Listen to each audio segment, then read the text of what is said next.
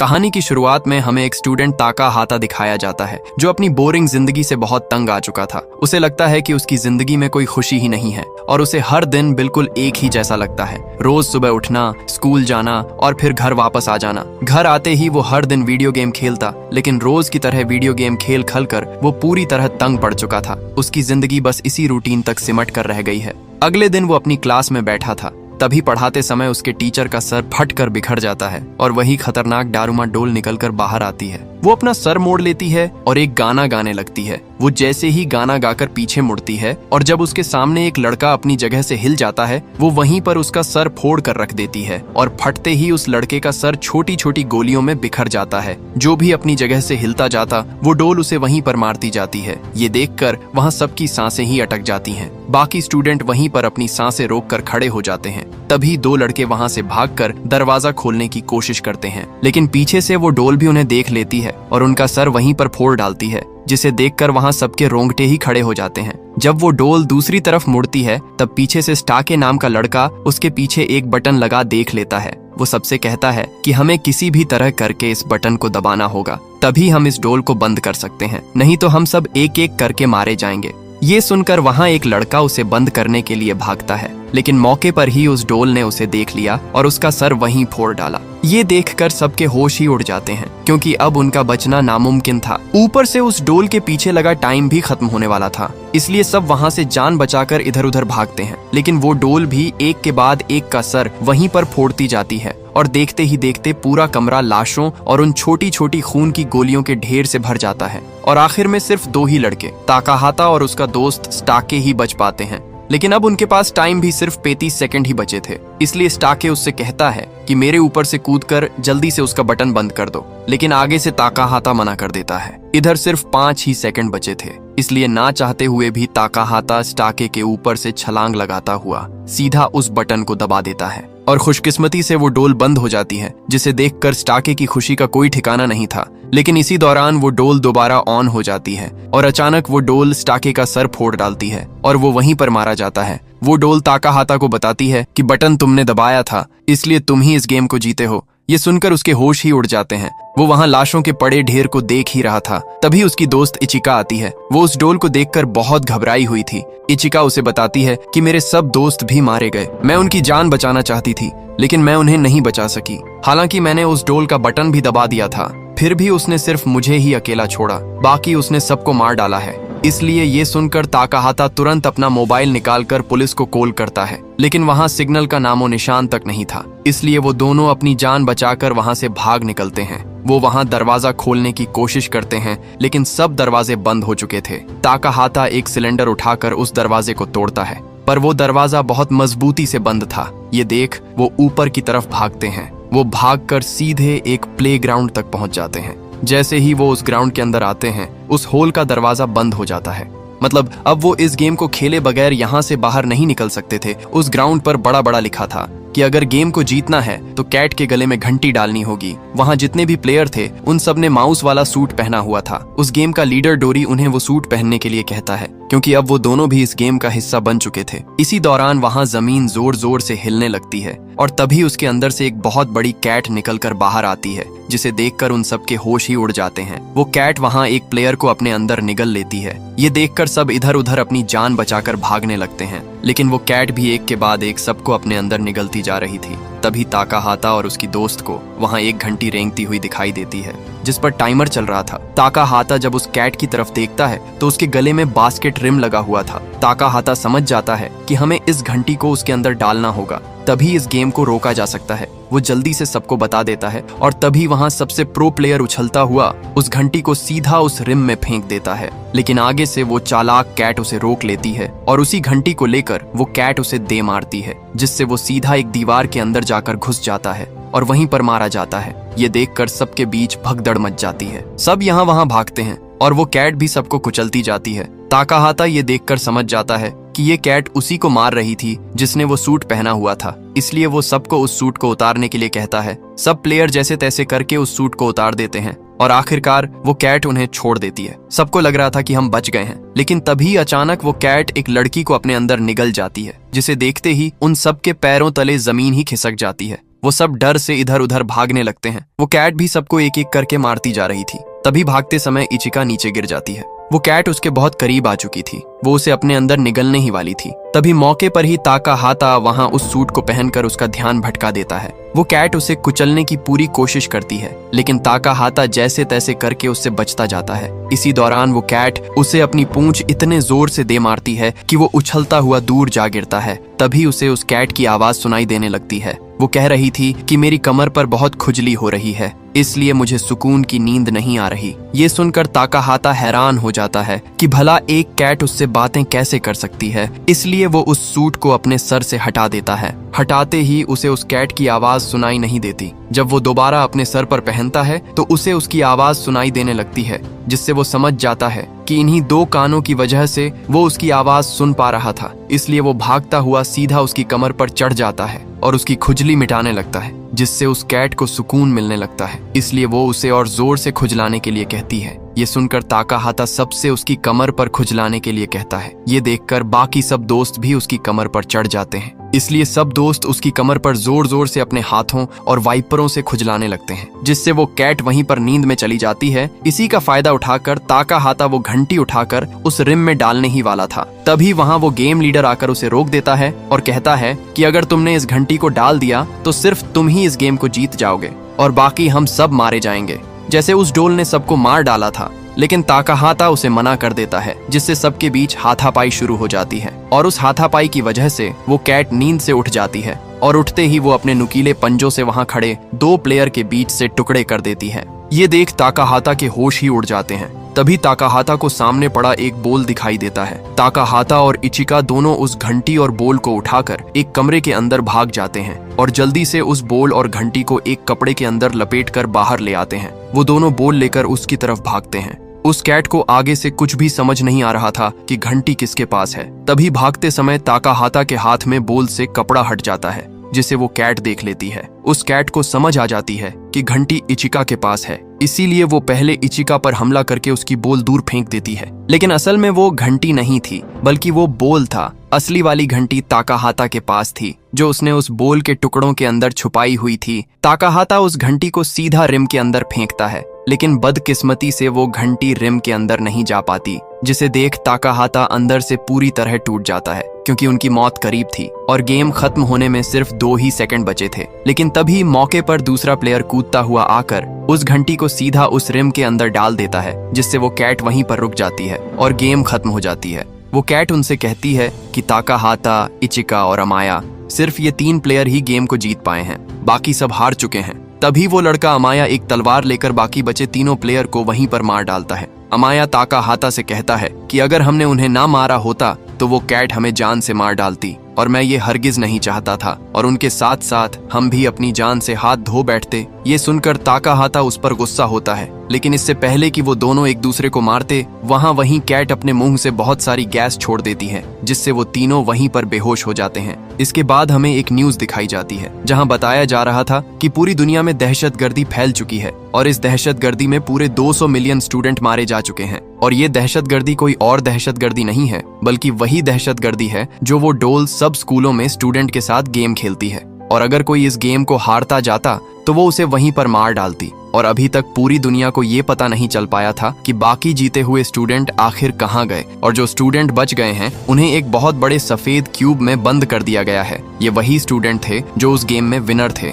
पूरे शहर की आर्मी उस क्यूब के पीछे पड़ जाती है। वो उसे रोकने की बहुत कोशिश करते हैं, लेकिन वो इस कोशिश में नाकाम रहते हैं, क्योंकि ये क्यूब आसमान में उड़ता हुआ आगे बढ़ रहा था और इसी क्यूब में उन बचे हुए स्टूडेंट की अगली गेम होने वाली थी, और अगर वो गेम को जीत गए तो उन्हें इस क्यूब से बाहर निकाल दिया जाएगा। इधर उसी क्यूब में ताकाहाता को होश आता है। वहाँ उसके सामने उसके स्कूल की दोस्त शोको थी। शोको उसे यहाँ देखकर हैरान हो जाती है। वो उससे कहती है कि तुम यहाँ कैसे आए हो। ताकाहाता उसे बताता है कि मैंने एक गेम खेली थी और जीतने पर मुझे यहाँ बंद कर दिया गया। शोको उससे कहती है कि मैंने भी यही गेम खेली और मुझे भी इस क्यूब में बंद कर दिया गया। वो उसे कहती है कि अब तो हम जीत चुके हैं, अब भी हमारे साथ ये क्यों हो रहा है। आगे से ताकाहाता उसे बताता है कि मुझे इसके बारे में कुछ पता नहीं। उनके साथ 2 और स्टूडेंट तायरा और यूमी भी थे। वहाँ तायरा अपने लैपटॉप में उसी क्यूब की कैलकुलेशन कर रहा था, ताकि उसे सोल्व करके किसी तरह यहाँ से बाहर निकला जा सके। ताकाहाता वहाँ इचिका और अमाया को ढूंढने के लिए एक दरवाजा खोलने की कोशिश करता है, लेकिन वो दरवाजा मजबूती से बंद था। तभी वहां तायरा एक बटन दबाता है और दबाते ही एक स्क्रीन पर न्यूज दिखाई जाती है। उस न्यूज में भी क्यूब और पूरी दुनिया में सब स्कूलों पर आतंकवादियों के हमलों के बारे में बताया जा रहा था। तारा उससे कहता है कि तुम यहाँ से बाहर निकलने की चाहे कितनी भी कोशिश कर लो, तुम नहीं निकल पाओगे। यहाँ तक कि अगर पूरी दुनिया की आर्मी भी आ जाए तब भी हम इस क्यूब से बाहर नहीं निकल पाएंगे। ये सुनकर ताकाहाता के पैरों तले जमीन ही खिसक जाती है, क्योंकि अब उसे अपनी मौत सामने दिखाई दे रही थी। इसी दौरान उस स्क्रीन में बताया जाता है कि अगर इस गेम को जीतना है तो तुम्हें 3 चाबियों की जरूरत होगी, नहीं तो तुम सब यहाँ मारे जाओगे। तभी पीछे से वो दरवाजा खुल जाता है और उसमें से पूरी 4 कोकेशी डोल्स निकलकर अंदर आती हैं। वो उन्हें बताती हैं कि इस गेम को जो भी जीत गया वही यहाँ से बाहर निकल पाएगा। वो डोल्स उन्हें इस गेम के रूल्स बताती हैं कि तुम सबको अपनी आंखों पर पट्टी बांधकर एक ही जगह पर बैठना होगा और आत्माएं उसके चारों तरफ गोल घूमकर गाना गाएंगी। गाना रुकने के बाद प्लेयर को 10 सेकंड का टाइम मिलेगा ये बताने के लिए कि उसके ठीक पीछे कौन सी आत्मा खड़ी है। अगर गलत जवाब दिया तो उसकी मौत हो जाएगी। तायरा ने सोचा था कि गेम बहुत आसान है। वो बीच में बैठकर आंखें बंद कर लेता है। गुड़िया एक अजीब सा गाना गाते हुए उसके चारों तरफ घूमने लगती है, लेकिन गाना रुकते ही तायरा घबरा जाता है। वो जल्दी से जवाब देता है पर उसका जवाब गलत था। गुड़िया में से एक आंख खोलती है और तायरा के ऊपर एक अजीब लाइट की किरण फेंकती है। अचानक तायरा अपने शरीर से कंट्रोल खो देता है। उसका सिर बार बार फर्श पर तब तक पटकता रहता है जब तक कि उसकी खोपड़ी फट नहीं जाती। उसे मारने के बाद गुड़िया यम्मी को खेलने के लिए बुलाती है। वो बुरी तरह डर जाती है और पहले तो मना कर देती है, लेकिन गुड़िया उसे बताती है कि अगर उसने मना किया तो उसे मरना ही होगा। इसलिए और कोई रास्ता ना होने की वजह से वो भी खेलने के लिए बैठ जाती है। जब उसके पीछे कौन है ये अंदाजा लगाने का टाइम आता है तो यमी इतनी डर जाती है कि जवाब देने में बहुत देर कर देती है। 10 सेकंड बीत जाते हैं और उसे तुरंत डिस्क्वालीफाई कर दिया जाता है। डर के मारे वो भागने की कोशिश करती है, लेकिन कोकुशी गुड़िया उसे घेर लेती है। इस बार किरण का इस्तेमाल करने के बजाय हर गुड़िया उसका एक एक पैर पकड़कर अलग अलग दिशा में खींचने लगती है। उसकी बॉडी के चीथड़े उड़ जाते हैं। अब सिर्फ शोको और ताकाहाता बचे हैं।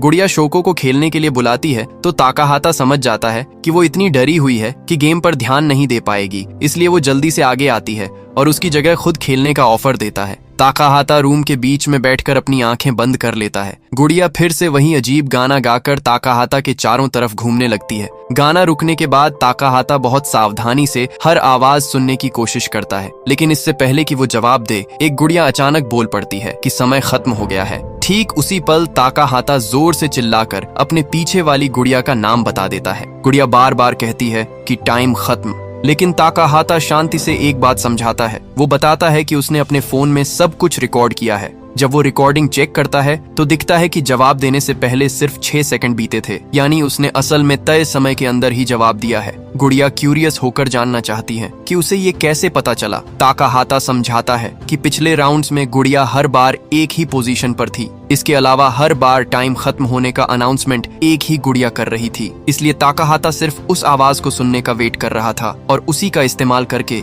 उसने कंफर्म किया कि कौन सी गुड़िया कहाँ खड़ी है। क्योंकि उसने 10 सेकंड के अंदर सही जवाब दिया है, गुड़िया अचानक धूल में मिल जाती है। उनकी राख से फर्श पर एक छोटी चाबी निकल आती है। रूम में अब और कोई रुकावट ना होने की वजह से यमी और ताकाहाता चाबी उठा लेते हैं और एक साथ रूम से बाहर आ जाते हैं। लेकिन वे जैसे ही कॉरिडोर में कदम रखते हैं एक अजीब सीन देखते हैं। एक दूसरा स्टूडेंट डर के मारे उनकी तरफ दौड़ कर आ रहा है। उसके पास भी एक चाबी है और एक कोकुशी गुड़िया उसका पीछा कर रही है। लड़का जल्दी से उन्हें वार्न करता है कि ये गुड़िया सिर्फ अकेले रहने वाले लोगों पर ही हमला करती है। अगर वे एक दूसरे का हाथ पकड़कर साथ रहेंगे तो गुड़िया उनका कुछ नहीं बिगाड़ेगी। इसलिए वे तीनों जल्दी से एक दूसरे का हाथ पकड़ लेते हैं। गुड़िया उनके पास आती है, ये चेक करती है कि वे वाकई साथ हैं या नहीं, और इसके बाद शांति से किसी दूसरे अकेले स्टूडेंट की तलाश में चली जाती है। अब ताकाहाता की टीम के पास 2 चाबियां हैं। क्यूब के लंबे कॉरिडोर में चलते समय उन्हें अचानक किसी के चिल्लाने की आवाज सुनाई देती है। वे आवाज की तरफ दौड़ते हैं और देखते हैं कि चिल्लाने वाली लड़की ईचा है। उसका भी वही अकेली रहने वाली गुड़िया पीछा कर रही है। बिना कुछ सोचे ताकाहाता दूसरों का हाथ छोड़ देता है और सीधा ईचा की तरफ दौड़ लगाता है। बिल्कुल लास्ट मूवमेंट पर गुड़िया के पकड़ने से पहले वो ईचा को जकड़कर अपने पास खींच लेता है। कुछ देर बाद दूसरे एक कॉरिडोर में 2 और स्टूडेंट्स कुछ अजीब देखते हैं। दीवार के अंदर एक विशाल लकड़ी का सिर फंसा हुआ है। उसके माथे पर एक टाइमर चल रहा है और उसके नीचे 7 चाबियों के छेद हैं। ताकाहाता की टीम जब वहां पहुंचती है तो वे देखते हैं कि उन 2 स्टूडेंट्स के पास भी 2 चाबियां हैं। सब मिलकर हिसाब लगाते हैं और उन्हें समझ आता है कि उनके पास अब 4 चाबियां हैं, लेकिन अभी भी 3 चाबियां बाकी हैं। टाइमर दिखा रहा है कि उनके हाथ में सिर्फ 2 मिनट से कुछ ज्यादा का समय है। सब दहशत में आ जाते हैं, लेकिन तभी अचानक उनके सामने फर्श पर 3 चाबियां आकर गिरती हैं। कुछ देर बाद अमाया वहां हाजिर होता है। अमाया एक दूसरे स्टूडेंट को साथ लेकर आता है, जिसे वो असल में उस अकेली रहने वाली गुड़िया को बेवकूफ बनाने के लिए इस्तेमाल कर रहा था। अब आखिरकार उनके पास 7 चाबियां हैं, लेकिन आगे बढ़ने से पहले अमाया उस स्टूडेंट को कूड़े की तरह एक तरफ फेंक देता है। इसके बाद वो शांति से इस टीम में शामिल होने की बात कहता है और बताता है कि अगले स्टेप पर जाने के लिए सबको इन चाबियों की जरूरत है और कोई रास्ता ना होने की वजह से टीम उसे एक्सेप्ट कर लेती है। वे लकड़ी के सिर में 7 चाबियां लगा देते हैं। साथ ही दीवार खुल जाती है और क्यूब के और अंदर जाने का एक टनल या सुरंग दिखाई देती है। अंदर जाने से पहले वो विशाल सिर उन्हें कपड़े बदलने के लिए कहता है। इसके बाद सिर गायब हो जाता है और टीम सुरंग से चलना शुरू करती है। जब वे दूसरे कोने पर पहुंचते हैं तो वे खुद को बर्फ से ढकी एक दुनिया के बीच पाते हैं। अचानक जमीन कांपने लगती है। कुछ देर बाद ही उन्हें इसकी वजह दिखती है। एक विशाल पोलर बियर पहाड़ के ऊपर से स्नोबोर्डिंग करते हुए नीचे आ रहा है और एक प्रोफेशनल एथलीट की तरह करतब दिखा रहा है। इस अजीब परफॉर्मेंस को खत्म करके भालू उनके सामने आकर खड़ा हो जाता है। वो अगले चैलेंज का अनाउंसमेंट करता है। भालू बताता है कि उसे झूठ से नफरत है, इसलिए ये गेम उनकी ईमानदारी का टेस्ट होगा। रूल्स बहुत सिंपल हैं। वो सवाल पूछेगा और सबको ईमानदारी से जवाब देना होगा।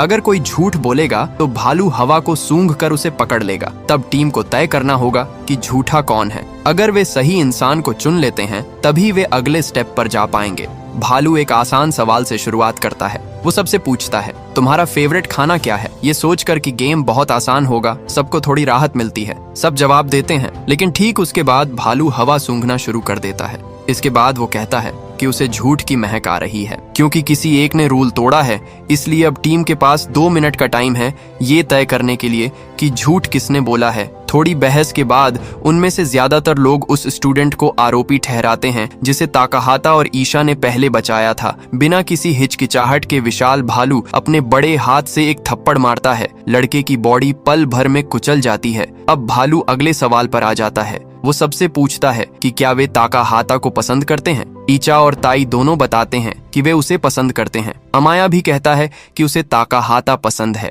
लेकिन सबके जवाब खत्म होने के बाद भालू दोबारा कहता है कि उनमें से किसी एक ने झूठ बोला है। ईचा तुरंत अमाया की तरफ उंगली दिखाकर कहती है कि उसने तो पहले ही उन्हें मारने की कोशिश की थी। जब वे बहस कर रहे थे, ताकाहाता अचानक कुछ अजीब सोचने लगता है। कोई ये जानते हुए भी कि कोई मर सकता है, भला झूठ क्यों बोलेगा?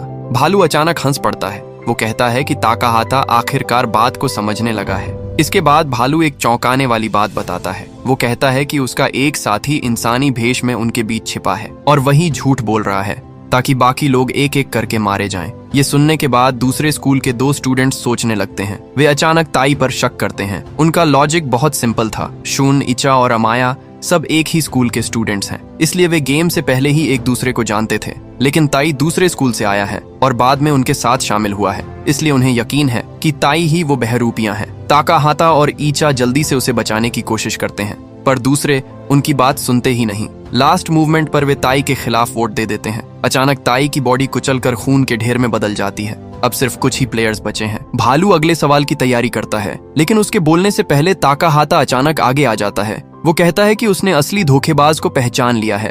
भालू रुक जाता है और क्यूरियोसिटी के साथ ताकाहाता की तरफ देखता है। तब ताकाहाता एक हैरान करने वाली बात कहता है। वो कहता है कि ये पोलर बियर ही असली झूठा है। भालू कंफ्यूज हो जाता है। तब ताकाहाता अपना लॉजिक समझाता है। वो बताता है कि ताई ने मरने से पहले असल में उसे ये समझने में मदद की थी। जब ताई का खून भालू के हाथ पर गिरा था, तब उसकी बॉडी का सफेद रंग थोड़ा सा धुल गया था। उस रंग के नीचे काले बाल दिखाई दिए थे। इसका मतलब ये जानवर कभी पोलर बियर था ही नहीं। ये असल में एक काला भालू था जिसने दूसरे का भेष बना रखा था, क्योंकि भालू ने अपनी बॉडी के रंग को लेकर ही झूठ बोला था। ताकाहाता तब एक जरूरी बात समझ जाता है। अगर उसने इस बारे में झूठ बोला है तो उसकी कहीं दूसरी सारी बातें भी शायद झूठ ही हो। इसका मतलब उनके बीच कभी कोई धोखेबाज था ही नहीं। भालू सिर्फ उनके साथ धोखा कर रहा था ताकि वे एक दूसरे पर शक करें और खुद ही अपने आप को खत्म कर लें।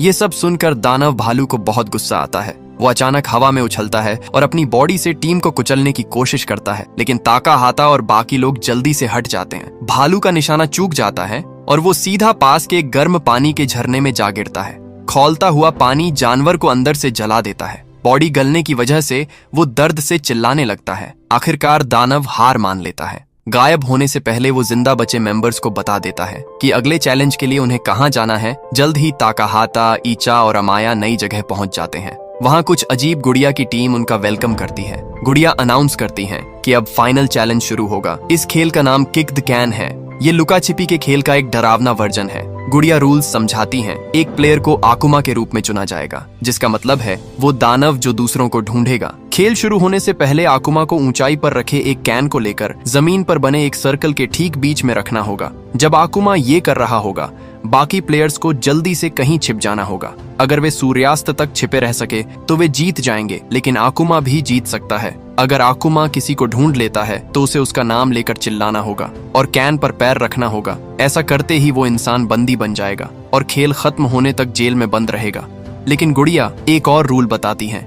बंदी प्लेयर्स को चाहे तो आजाद कराया जा सकता है। अगर आजाद प्लेयर्स में से कोई कैन को लात मारने में कामयाब हो जाता है तो सारे बंदी छूट जाएंगे। लेकिन इसमें एक भयानक बात छिपी है। कैन के अंदर विस्फोटक रखा है। जिस पल कोई कैन को लात मारेगा वो तुरंत ब्लास्ट हो जाएगा, यानी जो इंसान सबको बचाएगा वो उसी वक्त मर जाएगा। शॉर्ट में कहें तो टारगेट बहुत सिंपल है। जिंदा बचे लोगों को सूर्यास्त तक छिपे रहना होगा, लेकिन आकुमा को कम से कम 3 लोगों को पकड़ना होगा और आखिरी बचे हुए इंसान को कैन को लात मारने से रोकना होगा। सब कुछ समझाने के बाद गुड़िया में से एक अपने मुंह से कुछ लकड़ी की स्टिक्स निकालती है ताकि लॉटरी की जा सके और ये तय हो सके कि आकुमा कौन बनेगा। सब बेसब्री से इंतजार करते हैं। इसके बाद रिजल्ट आता है। चुना गया प्लेयर अमाया है। उनके बीच सबसे खतरनाक और हिंसक इंसान। बाकी सब डर के मारे जम जाते हैं। खेल शुरू होने वाला है, लेकिन गुड़िया के सिग्नल देते ही अमाया अचानक एक स्टूडेंट को कैन की तरफ लात मारता है और किसी के छिपने का टाइम मिलने से पहले ही कैन को नीचे गिरा देता है। वो कैन उठाकर सर्कल के बीच में रखता है और दूसरों का शिकार करना शुरू कर देता है। बहुत जल्दी ही वो दूसरे स्कूल के उन 2 स्टूडेंट्स को पास की एक जगह छिपे हुए ढूंढ लेता है। वे दोनों मिलकर उस पर हमला करने और मुकाबला करने की कोशिश करते हैं, लेकिन अमाया उनके मुकाबले बहुत ज्यादा ताकतवर है। 2 लोग मिलकर भी अमाया से आसानी से हार जाते हैं। अमाया उन्हें पकड़ लेता है और जेल के अंदर बंद कर देता है। बहुत पास ही ईचा छिपी हुई सब कुछ देख रही थी, लेकिन अमाया जब कैन पर पैर रख रहा था तब ईचा गलती से थोड़ा सा हिल जाती है। अमाया तुरंत उसे नोटिस कर लेता है। अब वो ठीक से जानता है ईचा कहाँ है। वो ये भी समझ जाता है कि ताकाहाता जरूर आसपास ही कहीं होगा। अमाया को आता देख ताकाहाता जल्दी से एक भारी चीज के साथ रस्सी बांधकर कैन के पास पहुंचने के लिए नीचे उतरना शुरू कर देता है। इधर अमाया उस बिल्डिंग की तरफ दौड़ता है जहां उसने ईचा को देखा था। वो अंदर घुसने के लिए दरवाजे पर जोर जोर से धक्के देने लगता है। ईचा जल्दी से एक जरूरी बात समझ जाती है। अगर वे दोनों साथ रहे तो दोनों ही पकड़े जाएंगे, इसलिए वो ताकाहाता के लिए थोड़ा टाइम बचाने का फैसला करती है। वो बिना शोर किए कमरे से बाहर निकलकर नीचे आती है और अमाया के सामने खड़ी हो जाती है। लेकिन ईचा का नाम लेकर कैन के पास जाने के बजाय अमाया उसे बस मारकर बेहोश कर देता है और ताकाहाता की तलाश में रहता है। वो जब ऊपर पहुंचता है तो उसे सिर्फ ताकाहाता की भागने के लिए इस्तेमाल की गई रस्सी दिखती है। नीचे मौजूद ताकाहाता समझ जाता है कि अमाया शायद कैंप के आसपास ही होगा और उसकी पहरेदारी कर रहा होगा, इसलिए वो नई छिपने की जगह ढूंढने के लिए चारों तरफ दौड़ने लगता है। कुछ देर बाद अमाया उसे चिल्लाकर बुलाता है। वो फ्रेंडली होने का नाटक करता है और कहता है कि उसने पहले ही 3 लोगों को पकड़ लिया है, इसीलिए गेम लगभग खत्म है। वो ताकाहाता से कहता है कि वे साथ मिलकर काम करके जिंदा रह सकते हैं, लेकिन ताकाहाता जानता है कि वो झूठ बोल रहा है। छिपने के दौरान ताकाहाता को काम आने वाली एक चीज मिल जाती है,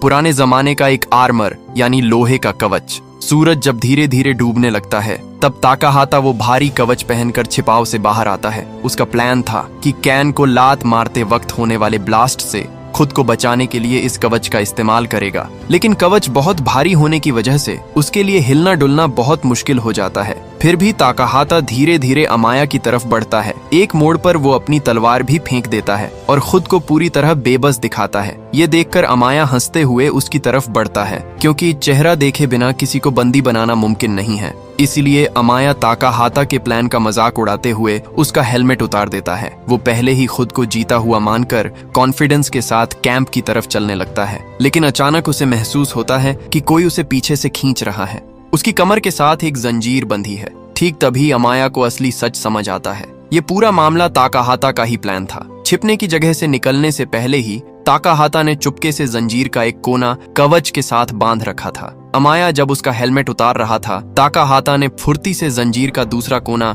अमाया की कमर में लपेट दिया। अब अमाया कैन तक नहीं पहुंच पा रहा है और कोई रास्ता ना होने की वजह से ताकाहाता अचानक पहाड़ के किनारे से नीचे सागर में कूद जाता है और अमाया को भी अपने साथ खींच ले जाता है। नीचे गिरने से बचने के लिए अमाया पागलों की तरह छटपटाने लगता है। पानी को टच करते ही ताकाहाता जल्दी से भारी कवच शरीर से उतार देता है और दीवार के सहारे ऊपर चढ़ आता है। इधर अमाया पानी के अंदर से उस भारी कवच को खींचते ही फंस जाता है। अमाया जब ऊपर आता है तब तक ताकाहाता कैन की तरफ दौड़ना शुरू कर चुका है। बहुत ज्यादा थकने के बावजूद ताकाहाता अपनी आखिरी ताकत जुटाकर आगे बढ़ता है। आखिरकार अमाया खुद को आजाद करके उसके पीछे दौड़ता है, लेकिन ताकाहाता पहले ही कैन के पास पहुंच जाता है। वो उसे लात मारता है। सब ब्लास्ट के डर से सिर नीचे कर लेते हैं, लेकिन कुछ नहीं होता। कुछ सेकंड बाद आसमान में अंधेरा छाने लगता है। गुड़िया फिर से हाजिर होती है और अनाउंस करती है कि ताकाहाता विनर है। इसके बाद वे असली सच बताती हैं। कैंप के अंदर असल में कभी कोई बम था ही नहीं। उन्होंने सिर्फ गेम को और रोमांचक बनाने के लिए झूठ बोला था। अपमान और गुस्से में अमाया चिल्लाने लगता है।